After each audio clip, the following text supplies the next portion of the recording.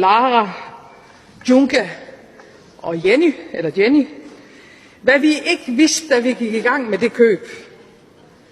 Og det skal man jo ikke grine af, det her. Det er jo, at Ramboline, altså den ene af elefanterne, også havde en ven. En bedste ven. En kamel.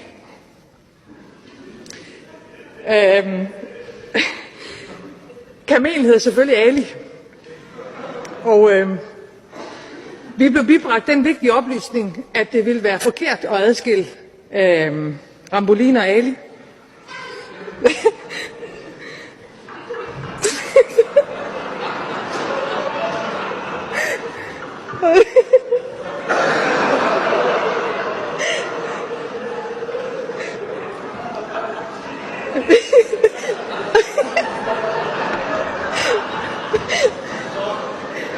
Og